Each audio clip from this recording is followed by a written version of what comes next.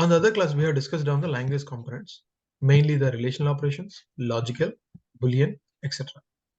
Now we will go for the next set called as bitwise identity, range, and others. So let's start with something called as the bitwise operations. Bitwise, the name itself is saying like, so bit by bit operations. Bit by bit ops means what? Let's see. IPYNB. If I take in bitwise operations, primarily any number will be converted to its binary form and then we work. Till now, we understood about the bits, how they work and others. So in bitwise, there were like mainly same like the ordinary operations, but everything will be in the bits. So if I say, you see, so same like an ordinary end, there is a binary end.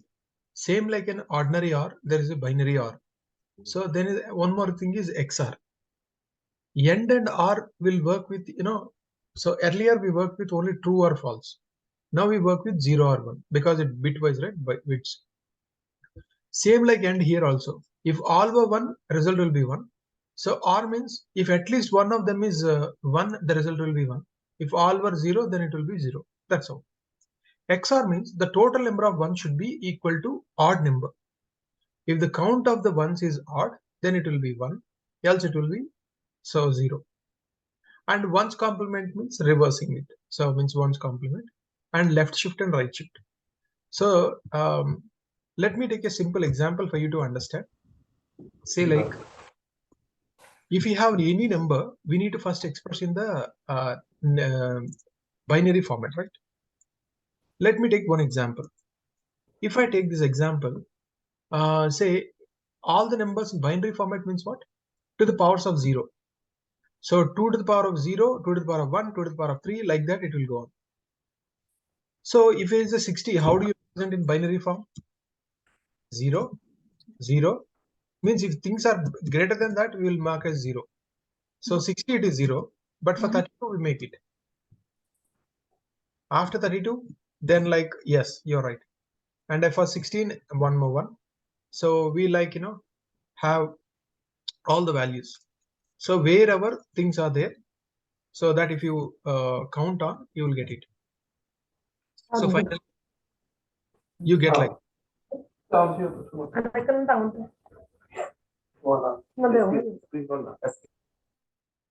Okay. So we have like two things now. The same numbers for which we are expressing in terms of 60 and 13, we express in binary format.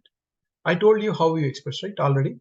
If you multiply the positions, obviously, and add it, the result will be the same. So for these operations, how we can do this bitwise operations, let's see. Bitwise means bit by bit operations happens, I told. Now, initially, if I go for the first thing called as end operation. If I go for like end operation, say between 60 and 13. So if both are like 1, the result will be 1. So means here 0, 0, 0. One of them is 1, but still other one is 0. One of them is 0. Both are ones. Both are ones. Both are 0. And like, at least one of them is 0, the result will be 0. So this is how it works. Now, if I do like 60 and percent 13, sorry. If I execute, oh, I am doing like in the markdown. If I remove that markdown,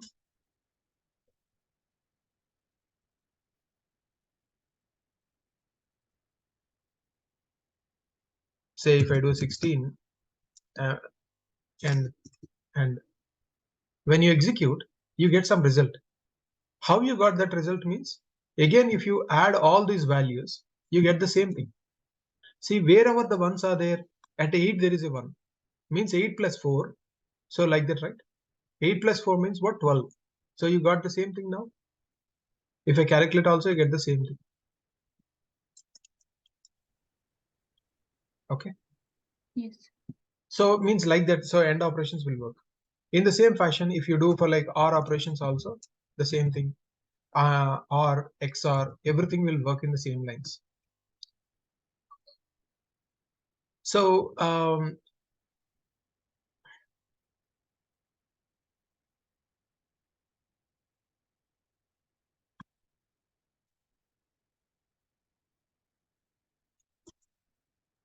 okay, so like that. So if you do for R also same thing, but R, what is the point is like all at least one of them is 1, so the result will be 1.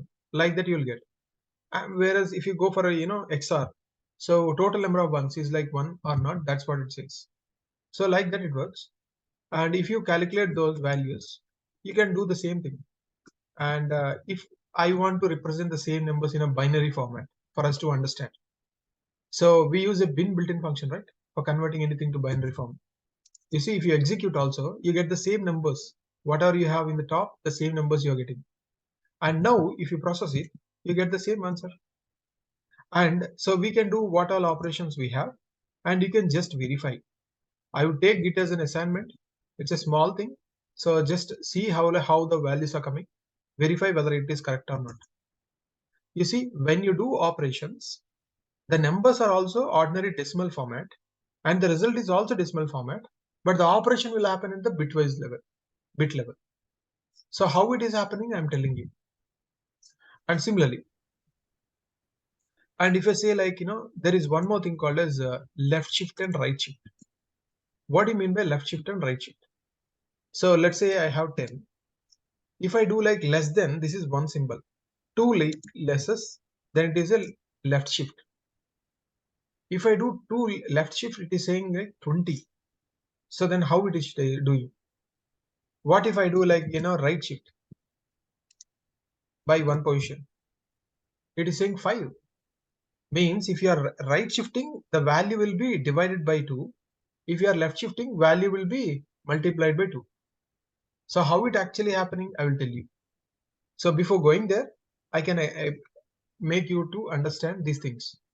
So when I'm doing left shift, for every left shift, don't you see it is multiplying by 2? So how exactly it is happening? Means first there will be a number, let's say 10. The 10 we'll need to represent in the binary format. See in the 8421 series only. So initially I have a 10. I represent like this 8081. So 10110. Sir, what about the remaining numbers? Means these are all zeros. That's why I'm not caring. So the moment you did a left shift by one position, these positions will be shifted by one position. Now earlier this same one has a value of 8. Now the same one will have a value of 16. So earlier 2, which has a value of 2, right? 1. Now it became at the 4th position. So that's why the new total will be twice of the previous. So that's the reason every time when you do a left shift, the same thing happens. So vice versa. If I do a right shift for that previous thing, again the same thing happens. Say I have a left shift 4 times I did. Finally I got 160. Now this one, if I do a right shift, again it will be the same, right? Now if I execute, you can notice the same thing. If I execute 160, if I do a left shift, again I will get 80. I do 2 times shift, the 2 bits position, 140. So like that, for every shift, it will be left or right. In fact, this is what you need to learn when you do a multiplication and division. So it will do in this powers of these things. So this is a small operation, but just to be aware of. In the same lines, there is another thing called as identity operations. What does an identity operation works? Identity. So identity means uniqueness, how unique it is something is. So to understand that, we can first start with, again, the same old thing what I discussed earlier. Python is an object-oriented programming language. Means it will have 3 specific things: the value, type, and address where it is located. Now, if I have like 2 values, if I say 4 equal to 4, if I do, so of course it's a markdown, right? So it won't show. So I need to delete and show a code. 4 equal to 4. If I execute, so for the first time, right? So kernel will start and it will work. And like you got true. Similarly, if I say 4 equal to 4 is a string, it says false because when you are doing, so checking whether two values are equal or not, there are two operators for that. There were like two operators for like checking these things. So one is equal to operator, two equals. Other one is is_ob level. What is the difference is, two equals will check value level equivalence. Means the value and the type both should be equal. You see here, both values are equal. Type is not equal, right? That's why it's not equal. Whereas if you do the same thing in JavaScript, it will say true. Whereas object level equivalence is different. Means address location also should be equal. Okay, if I go for like very basic things, okay, for you to just understand. As I showed you, okay, you see in this example, 4 equal to 4 and 4 equal to 4 as a string. If you see in both examples, you understood that initially it doesn't work. I am telling you what is this problem shortly. You see the same thing what I told above, I'm telling you. And now similarly, there is one more thing called as is operator. If I execute, it is saying like is true, is both are equal means it is saying false. And apart from that, what is saying, hey, syntax warning, it is not an error. Means what it is saying, hey, as the values are like numerics, means direct values, not a variables, right? Then as they are values directly, why are you using is to check? Because values, there is no point of checking with a object. Because value will be value, same time every time. We cannot get the address location of a number, right? If I say like, address location of 4, address location of 4 is 4. Wherever it is stored initially, it will be there. So that's why is will not make any sense when you're going for the values. So the next thing that we can go is variables. If I define say, two variables, now for these variables I can ask is equivalence and this one.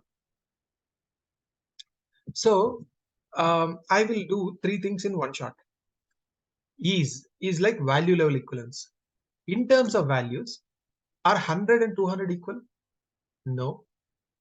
Obviously, if they are not equal in value, we need not even care about the address location. But still, to show you, these were the two address locations. Of course, they were stored in two different variables, two different values. Fine. Now, I want to update the value. So, earlier, number 1 is equal to 100. Number 2 is 200. Now, number 1 also I want to make 200. After doing that, I want to check all the four values again. After doing this, I want to check all the four values. You see now what will happen. So now both the numbers are 200. So as both are equal in terms of value, equal to symbol will give the answer as true. Similarly, is also is giving true. See, observe carefully. If the address locations are same, it will say true, right? And here in this case, so both are same. Sir, is it that if the values are equal, addresses also will be equal? No, not like that. But Python gives some kind of favor for us to do that. I will tell you it shortly. And if you see here in this case, I have two variables again, number 3 and number 4. All together as separate variables I took. And I am checking both the values and the data types and others. You see, both are like 300. And in terms of value, both are equal. But in terms of address, both are not equal. So means like address is different means it will be there. Sir, why sir it is like that? In some cases like this, some cases the other way means. So Python has something called as a dual memory management strategy. What do you mean by dual memory management strategy means? Whenever like the most common things that you use, less especially the integers. In integers, what happens? If you see the commonly from -5 to 256 are the most commonly used numbers. So that's the reason if you are assigning the values to 2 or 3 or any number of variables, instead of creating a new object, it will refer to the same. But outside that, it will be different. And even if you go for different data types, let's say same 300 there, if I say 300.33, so did you see the address locations are different? Is false, right? So the value is same. So only for that it will happen. And say if I'm taking like any data type, right? Let's say I'm taking two strings with the same value, and did you see what happened? It is same. Means this is another point. So strings are immutables. Next you learn about another data types like list, tuple, set, and dictionary, like that. So there the things changes. If you see now, this is called as a list. List is another data type which is a mutable, means we can edit it. Whereas a string we cannot edit, right? I showed you earlier. So the conclusions that I want to draw is that two things. For mutables and immutables, it works differently. So if for immutables, if there are two objects with same value, address also will be same. So for like mutables, it will be stored separately. And what are these mutables, immutables? You will learn shortly afterwards. The only immutable you learn till now is about strings. Next you learn about tuple and others. So this is one point. The other thing to note is about the dual memory management strategy, which I told. What do you mean by dual memory management strategy means? As I told earlier. So whenever like two variables, say minus 5 to 256, only for this range in integers, when you have two values with the same, two variables with the same value, new object is not created, but existing object is reused. But for in any other bounds or in any other data type, it will create a new object. And next is about the immutables. In these two cases only, it will be working like this. Hope it's clear for everyone.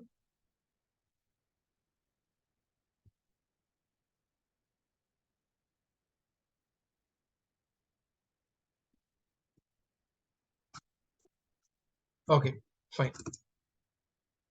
Like this. This is all about the this one. And the next thing that we will learn is about range. So like bitwise operations, identity operations, next word is so range function. What is a range function? How it can help us? Range is one of the built-in functions in Python. See, in every language we will have something for creating the sequences or sequence generator we call generally. In Python we have something called as range for that purpose. If you take a range, so it is having very interesting features unlike the others. So if I do like simply say range, if I do so as a markdown, right, it's not working. Yeah, if I say like simply range, it will throw an error because range is a function which expects some arguments. If you don't pass that, it will throw an error. Now if you want to know more about it, there is something called as help, right? If I ask for help, it will tell what it is saying. Hey, you can give one value, then it will take it like a stop. If you can use three values, it will take like start, stop, and step. Means from the starting value till the stop value, it tries to give all the values in middle. In middle, what is the step in which you want, that you can give optionally. So same like what you do, remember, in a string slicing, exactly the same thing works here. Say if I give something like a, you know, values is equal to range. Say like if I just give range, if I give one value, it is saying 0 to 9. So, and it's very smart. I will tell you what's that. Here in this case, you gave only one value, means like you gave like stop value or like final value, means like all the others were like defaults. Hope I told you. So when you don't give something, there will be defaults. The default initial value is 0, default step is +1. Means if you just give like 9, it will think like, you have given the starting as 0, the final you gave as 9, and the default step is so this. Now based upon these things, if you execute, I will get, if I execute like, hey, what is the values? If I ask, it will tell like, so it is of type range and values means 0 to 9. Okay, 0 to 9, but where are the values? Okay, before even going, let me take the next one. If I give like, so values of 0 to 9 means I gave this time two things. When I gave two things, it will think like you gave the initial or the start value and stop value, and you didn't give the step. So the default step is +1. So it will take like this, same again. And if I execute, again I will get the same result, because so coincidentally all was same. But still you don't get any value. Next, if you go for the last phase, if I say like three values I give, when I give three values, it will take as it is. The initial value you give, final value you give, and the step you give. Now, if I ask, hey, what are the values? It will give the things. If you see now, range, and it will give values from 0 to 9. Hope it's clear. But like how you get the values? Okay, we understood that it will generate a sequence. But if you want to get the values, there is a slight difference. In Python 2, the same range will give entire values immediately. But like, so they thought like, so if everything is giving, let's say you generate 1 million records. But like if you are not using all of them, there is no point, right? And also if all the values are generated, where they want to store? Your RAM will be more heavy. So to avoid that kind of crashing, so they created something called as xrange in Python 2. The same xrange is called as range in Python 3. Just to help you with some kind of history. So how do you get the values? You can do a for loop. So, and you can get the values. And you see, observe carefully. You told 0 to 9 with a step of 1. Hope you remember how you did a string slicing. It will start from the position. It will go till the last value, but doesn't include the last value. Did you see? It started from 0. It has gone till the last value, which is 9. But last value, which is 9, is not included, and you got it. And don't you see 0, 0 plus 1, plus 1, plus 1, plus 1. So what is the difference? 1. So that's what we gave, right? Yes, please. In the same fashion, we can also give the values, get the values into a list or a tuple or a set. Means we can use a converters. Basically, these built-in functions will go each time like for loop inside and get all the values. So from range, if you want to get the values, either apply for loop or convert to any other data type. Now I understood it. So if I want to explore more about this range function, I can just give like this.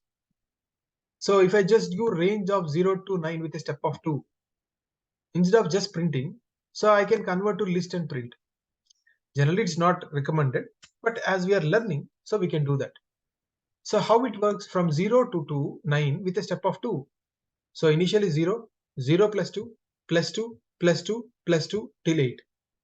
If I do plus 2, it will be 10, which is out of the bounds. So that's why you don't get it. Hope it's clear how it is working. Hope you remember. So same like what you did in the string slicing, the same thing we are doing here. In the same lines, if I say 0 to 9, but with the step of -1, if I do 0 minus 1, it will become -1, which is out of bounds between 9 and 0 and 9, right? It's not between them. So you don't get anything. And in the same fashion, if I go ahead, if I say I want values from 9 to 0 with a step of -1. So obviously we can get 9. 9 minus 1 is 8. 8 minus 1 is 7, 6, like that, 0. Till 0, but 0 is not included. You got the same thing. And similarly, maybe let's do a small exercise. If I take this time, I say like this. 9 till -1 with a step of -1. So 9 minus 1 is 8. 8 is between 9 and so -1, right? Yes. So it will come. So 9, 8, 7, 6, 5, 4, 3, 2, 1. And you get 0 also, because you need to go till -1, and -1 won't come here. So that's a slight difference between them. And if I go like a bigger step, I can go, say like we can go for something like that and get, say, if I have the values from 9 to -3, 1 with a step of -3. So 9 minus 3 is 6, -3 is 3, -3 is 0. -3, it will go beyond, so you won't get it. Hope you got the things. And similarly, now there were like some interview questions which were asked, so which you need to aware of. One thing is, what if you give something like a range of 9 to -1 with a step of -3.0? Means, so till now I used all integers. Now I am just using one floating point value, which is a step. What is saying? Hey, step cannot be floating point value. Okay, fine. I will not do. Let me take the other way. If I say initial means start and stop as a floating point value, but step is integer, that is also not possible. So if I place it, okay, I understood this problem and I am creating all as floating point values, that is also not possible. So what is the conclusion? Range will give the values only if you pass integers. So that is the constraint. Hope it's clear. So range function. Okay. After learning this, we will make the practical use of it. To understand practically these things, we need to go for conditions. Conditions means like if, else, like that, right? So how this will work? I want to create like even or odd function. So that is like condition. So point is like I need to check the evenness or oddness. So that's the logic I want to implement. So how do I implement using arithmetic operations? I can do. Say first I do like the basic things like, any number. If you want to check whether it is even or odd, how you check it? Even means what? Divisible by 2, right? If it is divisible by 2, how you tell? When you're dividing, if the remainder is 0, we tell it as a even, right? Simple logic. So that's what I use it. So first I printed like the number, which is 34. So divide by 2. So if you see, so 17.0. So, and if you do percentile 2, so it is, the result is true. Sorry, 0. Means the remainder is 0 when you divide it. Because 2 16s 34, right? So the same thing I'm asking here, like a relational operation. Relational operation will every time give a condition, right? So if it is true, true. If it is false, false. Now, so don't you think like I can do like this? Hey, if number, what do you do? Yeah, if number percentile 2 equal to 0, print, say number is even. Can I do like this? Exactly, right? I made use of condition. And explicitly we need not give. We can implicitly also do by just not making it equal to 0. Means when you do like this, the result is like 0 or non-zero, right? If it is 0, so means like it will be, correct. So if it is like non-zero, you see here, not equal to 0, then I can say number is odd. For this, I can do like this. Observe carefully. These both are equal. These two are equal, and that is different. And for the same number, let's say if I do like same thing, I will do like with one more number. Say I started with something like, something like 33, we can take 33. And you see now what will happen. When I did 33, which is not divisible perfectly by 0. So when I did is equal to 0, it says false. Means it is not equal to 0. So if I say, is it like not equal to 0 if I ask? It will say yes. So that's why in that case it will go down. So like that, see, instead of you giving explicitly, we can do that. So instead of you telling every time like whether it is 0 or not, so we can write it with two conditions. Means in one condition it is even, one condition odd, right? Rather than that, I can go in a better way. So what I can do? Okay, so if it is one like I can do an even, one like it is an odd, right? Means instead of writing two conditions like this, so we can do like this.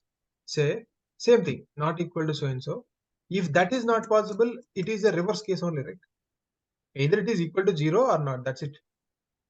So if it is equal to 0, then fine. If not, like this. This is like one shot.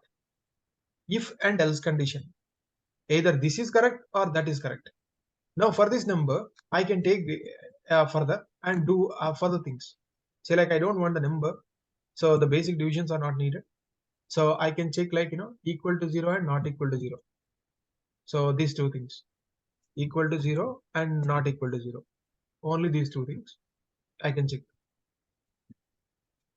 So both are equal, and if I check it, say like I can now give any number, say input of enter number equal to. So whatever is given, I convert to an integer. So now we try it. I wrote it much more better way. If I say 55, if I give 55 is even or odd, it will give based upon that. So if based, so you need not write again it. So like if condition and else condition. So in one shot itself we can write. So the same thing we can rewrite in a different ways. See, if instead of like not equal to 0, I can just write like like this. Means in this case also the answer is same. In this case also answer is same. Or the same thing you can write in other way. You are checking like, hey, if you have, so if it is even, you are checking. And if that condition is not correct, it is odd.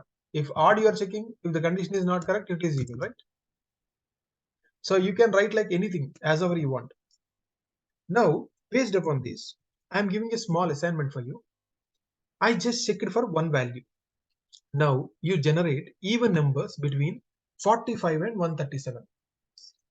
First of all, two things you need to do. You need to first generate the numbers, and then you check the limits, check the conditions. So if it is an odd, so even or odd, display if it is an even, right? Okay. First you can use like a range function, first generating all the values, and then you can write like this condition.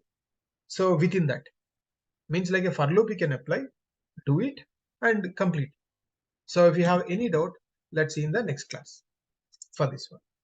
So hope you can do that and going further. Now for a change, I will show you like one interesting game. So let's do one game. So hope you have done many things, right? So till now we didn't write a game. So let me start working on a small game. So number guessing game. What is a number guessing game? How it works? For a change, I created like a Python script. Python script, we generally start with the shebang line, as I told, which is not mandatory yet, like that's what you see in general programs. And what is the purpose of this program? So number guessing game, it's like a lottery itself. So there will be some numbers, we need to guess it. Say we make some condition that we will have values from 0 to 100, and we need to guess between them. Guess number between. So this is what your expectation. Now we can take like some lucky number that we need to guess. Say first we need to give that like give a number. So what are the user is giving? How do you get the numbers? So as it's an integer, we need to convert integer and like input and say like, hey, so enter number between 0 and 100. Between 0 and 100, you want the user to enter some number. User will enter and you can see the result. So, and whatever user has entered, you can just check. How do you check it? Give a number equal to. How do you execute the program? Go to the terminal, go to the directory where you are part of, say Python and cd. So 03 cd 07. It's a very big path. That's why I generally remove the path. Prompt hyphen. So if I do clear screen, it will go Python space b so and so. If I execute, you get it. So it is asking for number. I gave some 34. It gave the answer. Say like I want to make some comparison, right? So I will define some number called as lucky number, because like that is a constant. So I define like this. Say I want to make it as 69. Okay. So similarly, like the given number, you can check for the lucky number also, what our user is giving. So of course we don't print it. So that's the whole point of game, right? So when you just deliver it, you will not show. But still, for you to understand, I'm giving the lucky number. Now the point is like we will check whether both are equal or not, right? I need to check it. So this is how you do a condition check. Given number is equal to so and so. Now based upon that, first we write what? In the very first method, I can start saying that, hey, we can check whether the condition is correct or not. If number is equal to that, then we get it. Say Python b so and so. So I get some 45. I will check. Okay, both are false, nothing. So again I check it. I get some 67, or like anything I give. So it will execute. But if I give like 69 exactly, I get the answer. Hey, your guess is correct. But like assume that the user is giving for like 100 times, or so, because probability of getting is like very much less, right? So Python so and so, every time user is giving, so user is like not sure like what's happening. Every time it is giving like so nothing. At least we should tell like bro, so it has happened like that.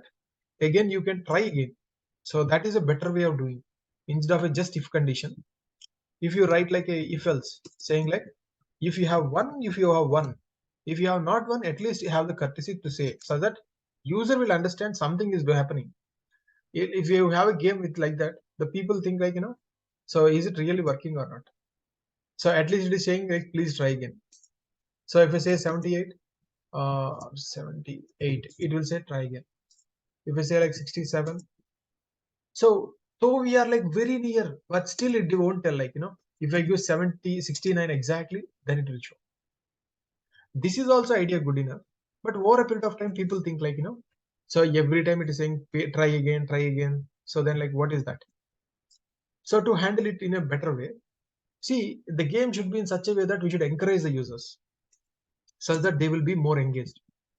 So instead of like a pure if condition or if else condition, we need to go for something else. So the very first thing is say it won't change, because when both are equal, obviously it is correct.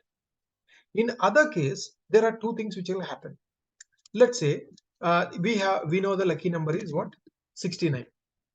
What user can give a number which is like a 34 or like some 78 or anything you can give. What we can tell, we will not tell like